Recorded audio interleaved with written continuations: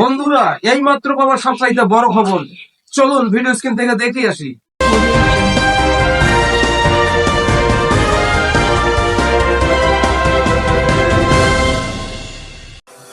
বিগত কয়েকদিন আমার এই ফোনে অনেক রকম নাম্বার থেকে ফোন আসছে।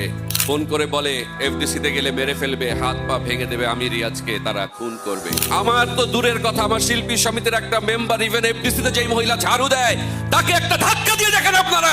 আপনাদের হাতের শক্তি কত আমরা দেখে নিতে চাই। এদিকে 16 ডিসেম্বরের মহাসমাবেশকে ঘিরে আন্দোলনে যোগ দিলেন অভিনেতা রিয়াজ। আর সেই আন্দোলন বন্ধ করার জন্য রিয়াজকে ফোনে হত্যার হুমকি দেওয়া হচ্ছে।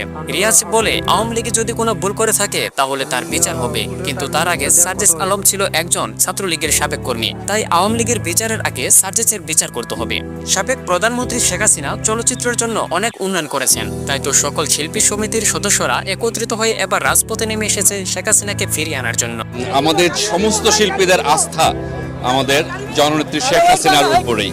সেখানে এসে তারা প্রশংসা ভাসাচ্ছে সাবেক প্রধানমন্ত্রী শেখ হাসিনা এবং বঙ্গবন্ধু শেখ মুজিবুর রহমানকে নিয়ে। আর সেই আন্দোলনে এবার রিয়াজের সাথে যোগ দিয়েছেন চিত্রনায়ক ফেরদৌসও।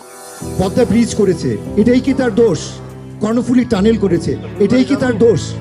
এই মানুষের উপর কি আমরা আস্থা রাখতে পারি না? তবে আমরা কার উপর আস্থা রাখবো? আমাদের একমাত্র আস্থা মাননীয় প্রধানমন্ত্রী শেখ হাসিনা। তিনি সেখানে এসে বলেন শেখ হাসিনা আমাদের জন্য অনেক উন্নয়নমূলক কাজ করেছে, তার মধ্যে কিছু উন্নয়ন হচ্ছে পদ্মা সেতু, মেট্রো রেল, কর্ণফুলী টানেল সহ আরো কয়েকটি উদাহরণ দেখিয়ে শেখ হাসিনাকে প্রশংসায় ভাসালেন ফেরদৌস। বঙ্গবন্ধু কন্যা জননেত্রী শেখ হাসিনা চিটাগাংবাসীর জন্য 2 হাত ভরে দিয়েছেন, যার প্রমাণ আমরা দেখেছি আসার পথে। চিটাগাংয়ের যে রাস্তা দিয়ে আমরা এসেছি, বাংলাদেশের রাস্তা মনে হয়নি, মনে হয়েছে ইউরোপের রাস্তা। অনেক আগে থেকে রিয়াজ আওয়ামী লীগের সাথে থাকার চেষ্টা করলেও এবার 16 ডিসেম্বর আন্দোলনকে কেন্দ্র করে শেখ হাসিনাকে ফিরিয়ে আনার জন্য সেই আন্দোলনে সক্রিয়ভাবে কাজ করে যাচ্ছে চিত্রনায়ক রিয়াজ। সেই আন্দোলনকে বন্ধ করার জন্য রিয়াজকে হত্যার হুমকি দেওয়া হলেও সেই হত্যার হুমকি নিয়ে চিন্তা করছে না রিয়াজ। রিয়াজ বলছে নতুন কর্মসূচির মাধ্যমে শেখ হাসিনাকে আবার ওই দেশে ফিরিয়ে আনবো। প্রিয় দর্শক বন্ধুরা, এরকম আরো নিত্য নতুন আপডেট খবর পেতে আমাদের ইউটিউব চ্যানেলটি সাবস্ক্রাইব করে আমাদের সাথেই থাকবেন। ধন্যবাদ।